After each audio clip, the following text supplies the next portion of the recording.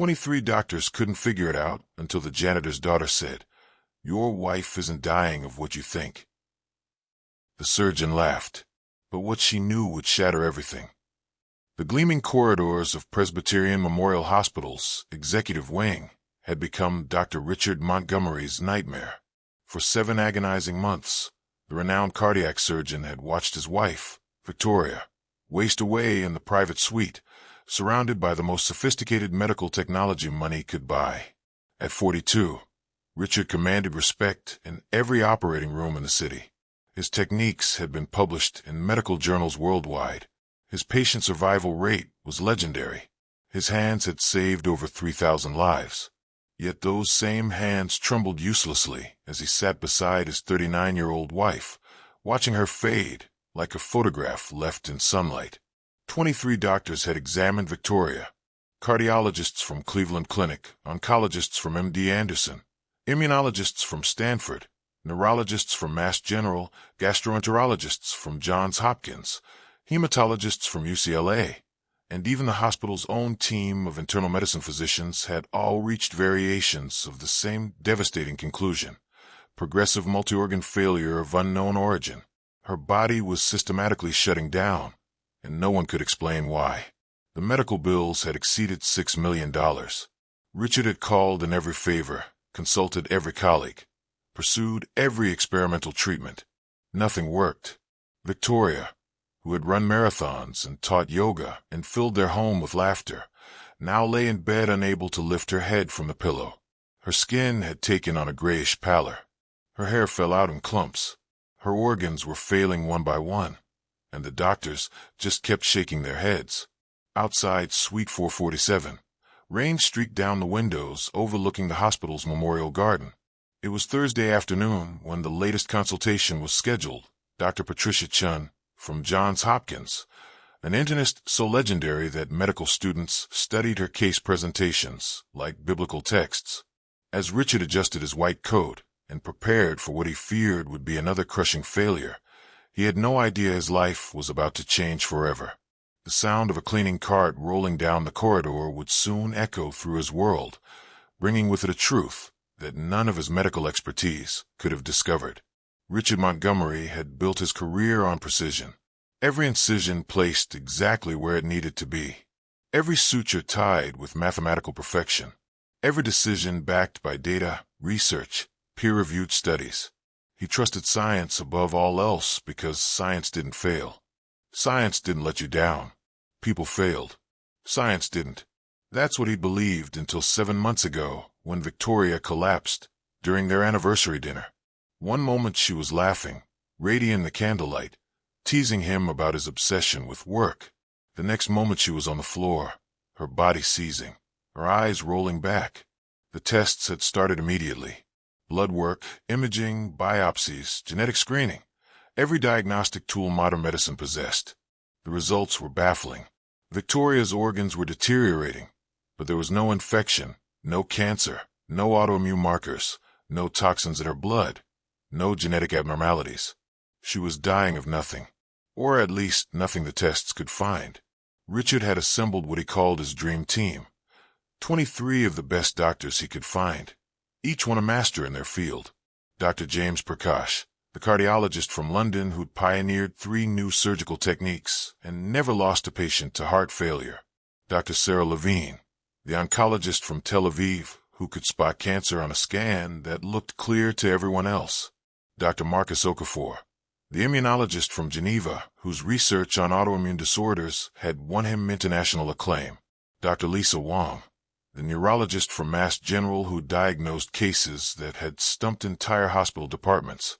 Dr. Robert Hayes, the gastroenterologist from Mayo Clinic who'd written the textbook on digestive disorders. The list went on. Pulmonologists, nephrologists, endocrinologists, rheumatologists, every specialty represented, every doctor titan in their field. All of them had examined Victoria. All of them had run their tests, consulted their literature, conferred with their colleagues. All of them had left with the same apologetic expression and empty hands. Sometimes, Dr. Chin said during this latest consultation, her voice careful and measured, the human body does things we cannot yet understand. We've ruled out every known pathology. Every organ system has been thoroughly evaluated. At this point, Dr. Montgomery, I recommend focusing on quality of life, palliative care options. Get out, Richard said quietly.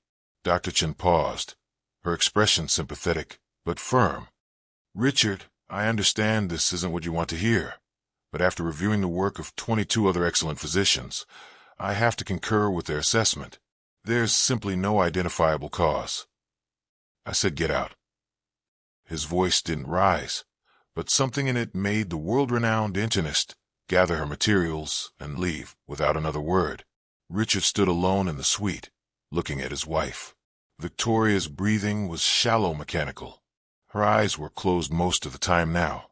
The woman who had challenged him, supported him, loved him through medical school and residency and the brutal years of building his practice, she was slipping away, and all his knowledge, all his skill, all his connections to the best doctors in the world meant nothing.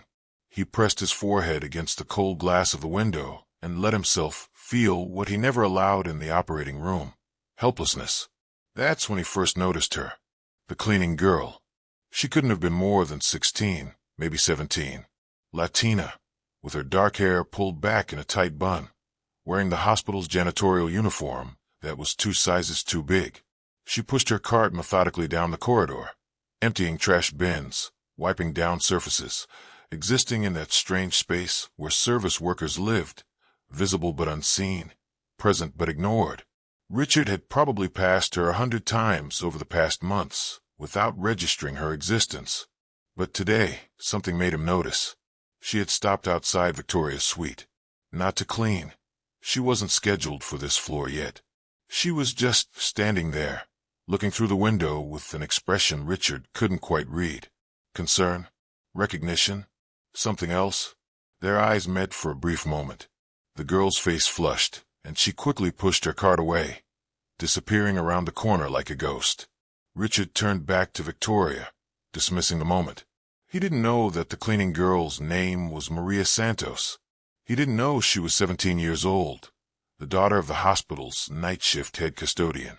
He didn't know she'd been watching Victoria's case unfold for months, listening to the doctor's conversations while she emptied their office trash bins, reading the medical charts left carelessly on desks while she dusted. And he certainly didn't know that Maria had spent every summer of her childhood in rural Mexico with her great-grandmother, a curandera who healed the village with herbs and prayers and knowledge passed down through 10 generations of healers who had never seen the inside of a medical school. Maria knew something the 23 doctors didn't. She knew what was killing Victoria Montgomery.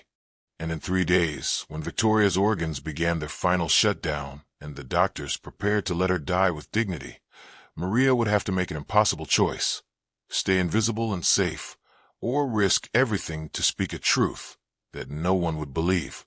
Maria Santos had learned to move through the world like water, flowing around obstacles, filling spaces without making waves, essential but unnoticed. It was a survival skill she developed early. The daughter of immigrants in a city that had very clear ideas about where people like her belonged. Her father, Carlos, had worked at Presbyterian Memorial for 19 years. He'd started in the loading dock, worked his way up to custodial, and eventually became the night shift supervisor. It was a good job with benefits and steady pay. The kind of job you protected by keeping your head down and never making trouble. "We are blessed, Mija," he told Maria constantly. "Mr. Davidson lets me bring you here after school to do your homework in the break room. He doesn't have to do that. We are blessed. Don't forget."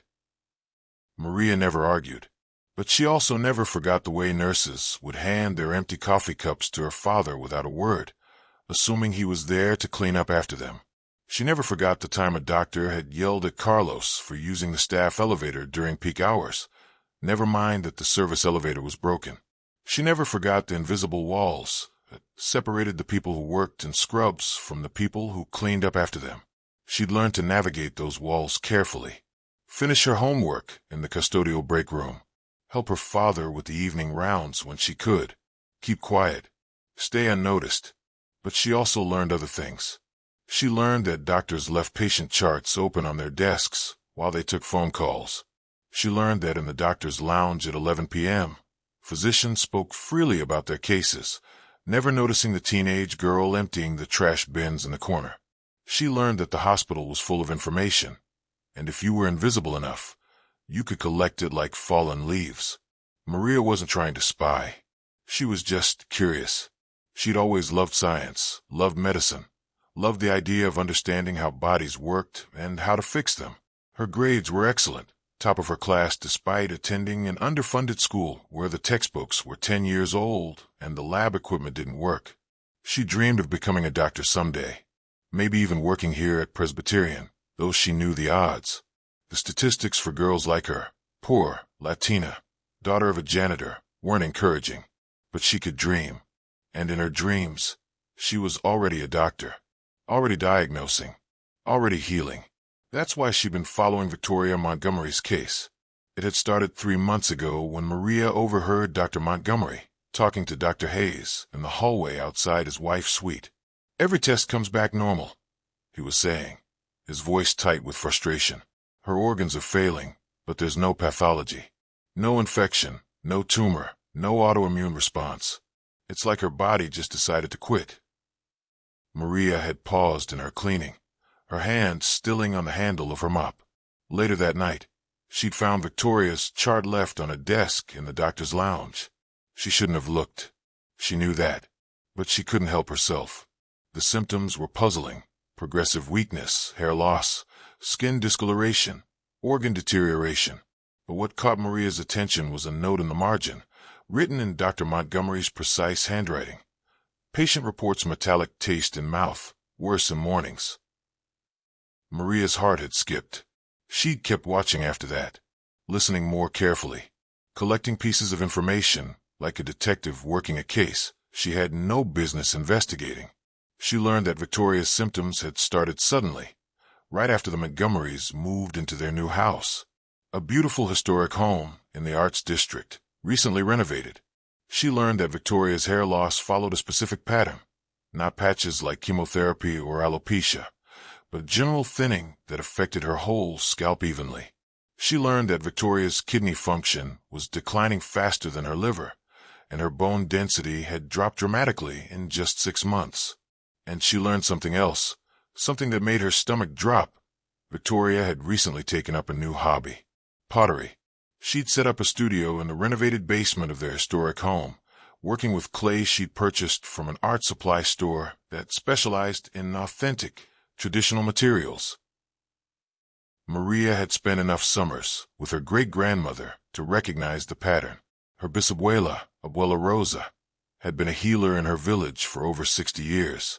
She'd learned from her mother, who'd learned from her mother, stretching back through generations when indigenous women had no access to Western medicine and had to figure out healing on their own. Abuela Rosa knew things that no medical school taught. She knew which plants could cure and which could kill. She knew how to read a body's signs, how to see patterns that doctors missed. And she taught Maria everything she could before she died 2 years ago, leaving Maria with fragments of ancient knowledge rattling around in her head like seeds in a dry gourd. One of those fragments was surfacing now, insistent and terrifying. Maria remembered sitting on Abuela Rosa's porch when she was 12, watching her great-grandmother grind herbs in a stone mortar. The old potters in the village, they got sick sometimes, Abuela Rosa had said in Spanish, her weathered hands never stopping their rhythmic grinding. Their hair fell out, their bones hurt, their insides rotted. The young doctors from the city, they never understood why. But I knew. "Why, Abuela?" "The glaze, Mija. The traditional glaze they used had lead in it. Beautiful colors, bright reds, deep yellows. But poison. The potters breathed the dust every day. Got on their hands, under their fingernails. Slow poison. By the time anyone noticed, it was too late." Maria had filed that story away with hundreds of others, never thinking she'd need it. Until now. Lead poisoning. It fit every symptom Victoria Montgomery was experiencing. The metallic taste, the progressive organ failure, the hair loss, the bone density issues, the anemia that Dr. Wong had noted but couldn't explain. The doctors wouldn't have tested for it. Why would they? Victoria was wealthy, educated. living in a renovated historic home in the best part of the city. Lead poisoning was something that happened to poor children in deteriorating houses, not to the wife of a prominent surgeon working with expensive art supplies in her basement studio. But Maria knew better. Traditional pottery glazes, especially ones marketed as authentic or historic, often contained lead. It made the colors vibrant and the finish durable. Artists who worked with those materials day after day, in poorly ventilated spaces, breathing the dust, touching the clay, getting it under their fingernails, they got sick. Exactly the way Victoria Montgomery was sick. Maria stood in the hallway outside Suite 447, her cleaning cart forgotten, her heart hammering against her ribs. She could be wrong. Probably was wrong. What did a 17-year-old janitor's daughter know that 23 experienced doctors didn't? But what if she wasn't wrong? What if Victoria Montgomery was dying of something completely treatable, and no one was looking in the right direction because they were too focused on rare diseases and complex pathologies? What if the answer was something simple, something obvious, something a curandera from rural Mexico would spot immediately, but a team of experts would miss? Maria looked through the window at Victoria's still form. The woman was dying. Days, maybe hours left. She thought about her father's warnings. Stay invisible. Don't make trouble. Don't give them a reason to throw us out. She thought about how easy it would be to just push her cart away, finish her shift, go home, and forget what she knew. She thought about Abuela Rosa's voice. The gift of knowledge is also a burden, Mija. Once you know how to help, you can't pretend you don't know. That would make you just as guilty as the sickness itself. Maria took a deep breath, straightened her too large uniform, and walked toward the doctor's lounge.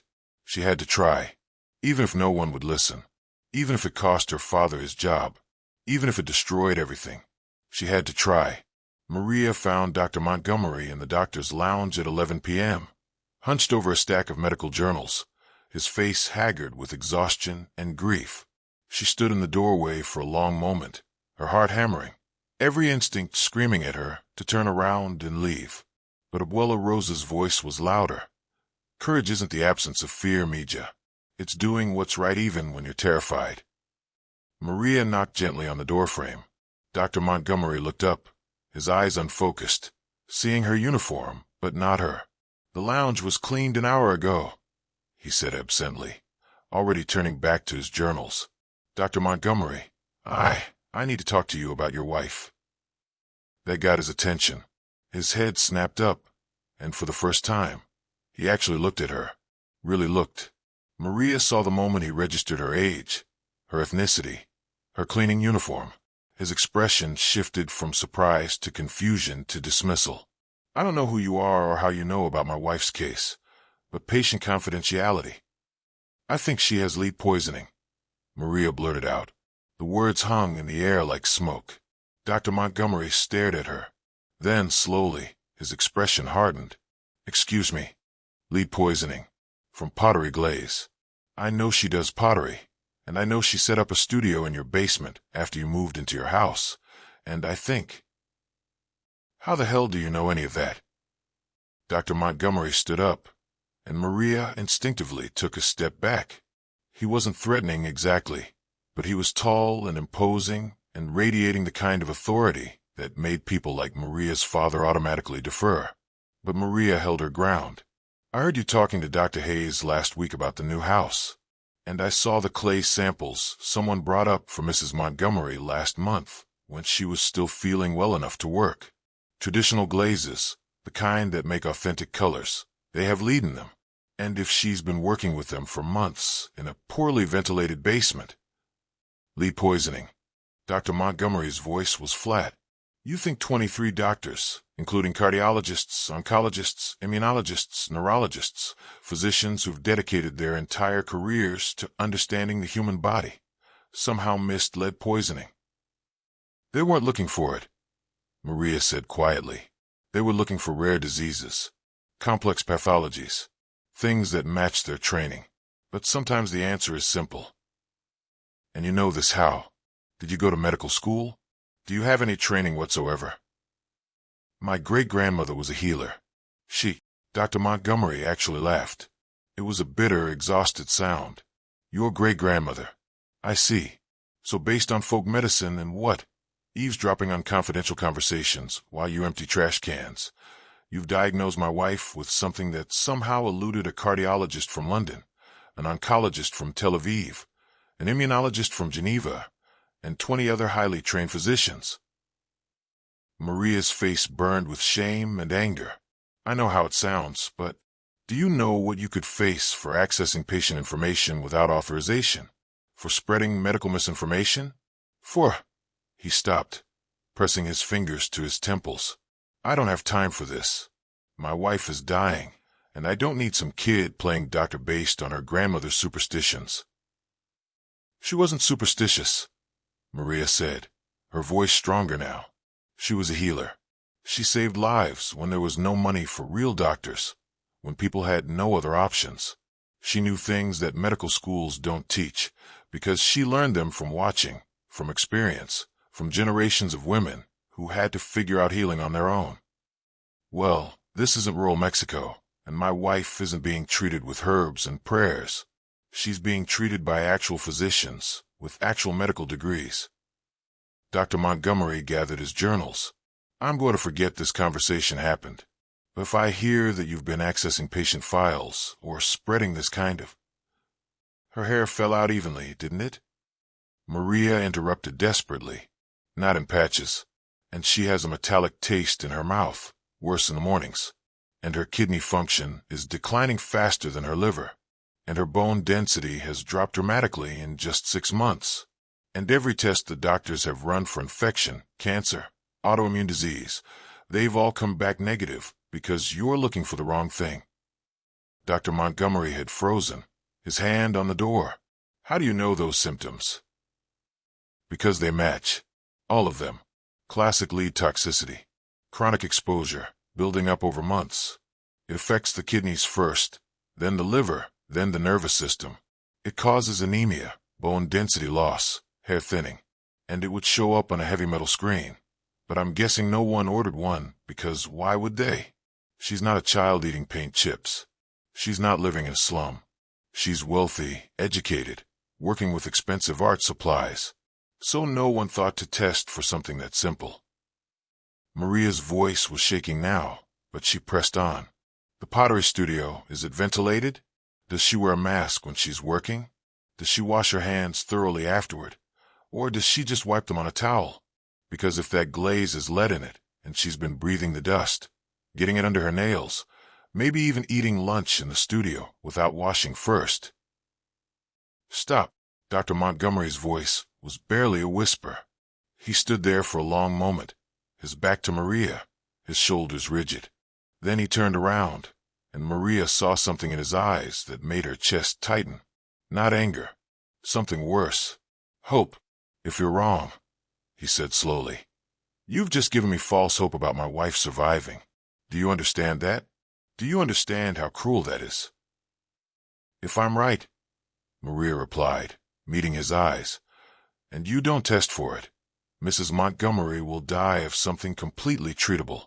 Do you understand how cruel that is? Dr. Montgomery ordered the heavy metal screen at 6 a.m. Maria learned this from her father, who heard it from a nurse who was friendly with the night shift custodians. The whole hospital was buzzing with gossip. The great Dr. Montgomery, who'd consulted with 23 top physicians from around the world, was now running tests based on the suggestion of a teenage cleaning girl. Some people found it touching. Most found it pathetic. Proof that grief had finally broken the brilliant surgeon's judgment. Maria tried to focus on her schoolwork, but she couldn't stop checking her phone, waiting for what? She didn't know. It's not like Dr. Montgomery would call her with results. She was nobody. The janitor's daughter who'd overstepped in the worst possible way. Her father was furious when he found out. What were you thinking, Mija? Carlos paced their small apartment, his face tight with worry and anger. You accessed patient information. You gave medical advice without any authority. Do you know what they could do to me? To us? Papa, she was dying. She's not our responsibility. We're custodians, Maria. We clean. We stay invisible. We don't interfere with things that aren't our business. He stopped pacing, his shoulders sagging. Mr. Davidson called me into his office today. He's evaluating the situation. Do you know what that means? It means we could lose everything. This job, my pension, your chance at community college, everything. Because you couldn't keep your head down. Maria felt tears burning behind her eyes. Abuela Rosa said. Abuela Rosa lived in a village with no doctors. This is different. These people have resources, education, expertise. What makes you think you know better than them? I don't know better. I just saw something they missed, because they weren't looking for it. Is that wrong? To say something when you think you can help? Carlos sat down heavily on their worn couch. It's not about right or wrong, Mija. It's about survival. Our survival. And you risked it for people who don't even see us as human beings, who will forget you exist the moment this is over. Maria didn't have an answer for that. The results came back 36 hours later. Maria was in the hospital cafeteria, picking at a sandwich she couldn't taste, when she saw Dr. Montgomery walk in. He looked different. The exhaustion was still there, but something else had replaced the hollow despair. He moved with purpose, his phone pressed to his ear, his free hand gesturing as he spoke rapidly to whoever was on the other end. He saw Maria across the cafeteria. Their eyes met. Dr. Montgomery ended his call and walked straight toward her table. Maria's heart stopped. This was it. He was going to tell her she was wrong, that she'd given him false hope, that she should never have interfered. But when he reached her table, Dr. Montgomery did something that made the entire cafeteria go quiet. He pulled out a chair and sat down across from her. Her blood lead level is 67 micrograms per deciliter, he said, his voice shaking. Normal is less than 5. She has severe chronic lead poisoning. Maria couldn't breathe. The pottery glaze she'd been using, I had it tested last night. 40% lead content. The company that sold it to her is being investigated. Apparently, they've been marketing traditional, authentic glazes with no safety warnings, no protective equipment recommendations, nothing. And Victoria, his voice cracked. She'd been working in that basement studio for 6 months, 8 hours a day sometimes, with no ventilation, no mask, eating lunch at her work table, licking her fingers to smooth the clay. He pressed his hands to his face. We started chelation therapy this morning. Her lead levels are already dropping. Her kidney function is stabilizing. She's responding. She's going to live. Maria felt tears streaming down her face. 23 doctors, Dr. Montgomery continued, lowering his hands. 23 of the best physicians in the world. Cardiologists, oncologists, immunologists, neurologists, gastroenterologists, experts in every field. And not one of us thought to test for something so basic, so simple, because we were too busy looking for zebras when we should have been looking for horses. He looked at Maria with an expression she couldn't quite read. How old are you? 17. And your great-grandmother, she was Karandra? Maria nodded. Did she teach you other things, besides lead poisoning? Yes, about plants and healing, and reading symptoms that... Maria hesitated. Symptoms that doctors sometimes miss because they're looking at test results instead of the whole person. Dr. Montgomery was quiet for a long moment. I owe you an apology, he said finally. Multiple apologies. For dismissing you. For insulting your great-grandmother's knowledge. For being so arrogant that I couldn't see past my own expertise and the expertise of 22 other highly trained physicians to hear what you were trying to tell me. You were scared, Maria said softly. Fear makes people protective of what they know, what they trust. That's generous of you. Dr. Montgomery smiled faintly, more generous than I deserve. He stood up, then paused. Maria Santos, right? That's your name. Yes, sir. I'm going to remember that name, because you saved my wife's life when I couldn't, when none of us could. He held out his hand. Thank you. Maria shook his hand, feeling like she was in a dream. As Dr. Montgomery walked away, she heard whispers ripple through the cafeteria, saw the doctors watching, saw nurses exchanging glances. The invisible girl had just become very, very visible. And her life was about to change in ways she couldn't imagine. 6 months later, Maria stood in front of a building that bore her great-grandmother's name. The Rosa Santos Center for Integrative Medicine gleamed in the afternoon sun, its modern architecture incorporating traditional elements. Tile work inspired by Mexican folk art, a healing garden filled with medicinal plants, a mural depicting generations of indigenous healers passing knowledge to the next generation. Dr. Montgomery had made it happen. After Victoria's recovery, he'd used his influence to push for something revolutionary, a medical center that bridged traditional healing wisdom with modern medicine, a place where curanders worked alongside physicians, where folk remedies were studied with scientific rigor, where patients received care that honored both their cultural heritage and cutting-edge research. But I needed to say it myself. Victoria turned to look at Maria, her eyes serious. Do you know what it's like to be dying and have everyone tell you they don't know why? To feel your body failing and watch doctors, 23 of them, throw treatments at you that don't work, that no one really believes will work. Maria shook her head. It's terrifying, Victoria continued. But worse than the physical pain was the feeling that I'd become invisible, that I'd stopped being Victoria, wife, teacher, person, and had become just a case, just a collection of symptoms that didn't make sense, just a problem that couldn't be solved. She took Maria's hand. You saw me, not just my symptoms, not just the medical mystery. You saw the context of my life, my pottery, my new house, my work habits. You saw me as a whole person, and that's what saved me. Maria felt tears prickling her eyes.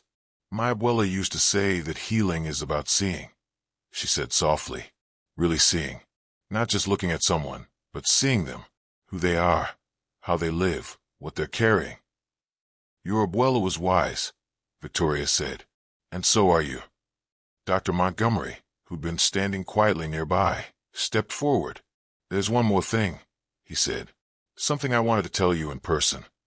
He pulled an envelope from his jacket pocket and handed it to Maria. What is this? Open it. Maria opened the envelope and pulled out a letter. As she read, her hands began to shake. It was from the dean of Stanford Medical School, personally inviting her to participate in a new program they were developing, a dual degree in medicine and traditional healing practices. She would study both Western medicine and indigenous healing arts, with field work in communities around the world, learning from curanders, shamans, herbalists, and other traditional healers. You're going to be a bridge, Dr. Montgomery said, between worlds that have been separated for too long. You're going to show the medical community what I learned the hard way, that we don't have all the answers, and that wisdom comes from sources we've been trained to dismiss. Maria looked up at him, at Victoria, at the center that bore her grandmother's name. I don't know if I can, she whispered. I'm just what? Victoria asked gently. Just a janitor's daughter? Just a kid with her grandmother's folk remedies? Just someone who saved a life when the experts failed? Maria laughed through her tears. You are enough exactly as you are, Dr. Montgomery said. More than enough. You're exactly what medicine needs. Someone who understands that healing is about more than prescriptions and procedures. Someone who knows how to see. 5 years later, Dr. Maria Santos stood in front of a lecture hall at Stanford Medical School, teaching a class on integrative diagnostics to first-year medical students. On the screen behind her was a case study, a patient with mysterious symptoms that had stumped multiple doctors. Who can tell me, Maria asked her class, what question we should ask first? A hand went up in the back. A young woman whose name tag identified her as the daughter of a hospital cook. What changed in the patient's environment, she said. What is she being exposed to that might explain the symptoms?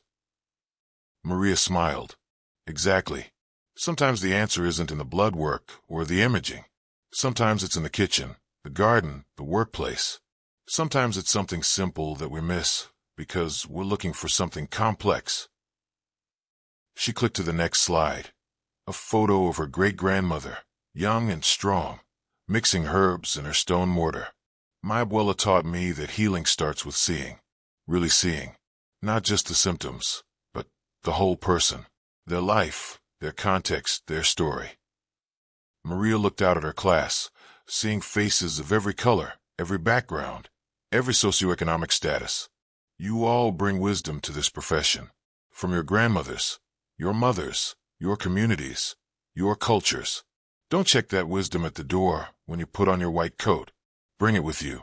Because medicine needs all of it, the science and the art, the laboratory and the kitchen, the clinical trial and the traditional remedy. She paused, remembering the scared 17-year-old girl who'd been terrified to speak up, terrified to claim space, terrified to say, I know something you don't. You are enough, Maria told her students. Your knowledge matters. Your perspective matters. Your voice matters. Don't let anyone make you invisible. After class, as students filed out, a young man approached her desk. Dr. Santos, I just wanted to say, my grandmother is a curandera in El Salvador. I've always been embarrassed to talk about it because I thought it made me seem less scientific. Maria smiled at him. Tell me about her, she said. Tell me what she taught you. And as the young man began to speak, sharing his grandmother's wisdom about healing herbs and reading symptoms, Maria thought about Abuela Rosa, about the gift of knowledge that was also a burden, about the courage it took to speak when you'd been trained to be silent, about the bridges that needed building between worlds that had been separated for too long. She'd kept her promise. She'd used what Abuela Rosa taught her when it mattered, and she would spend the rest of her life teaching others to do the same. If this story moved you, remember, expertise comes in many forms, and wisdom doesn't belong only to those with degrees and titles. Listen to the voices that our society has trained you to ignore. They might just save your life. Asterisk. Everyone has knowledge worth sharing. Everyone deserves to be seen. Everyone matters. What wisdom did your grandmother teach you that the world needs to hear?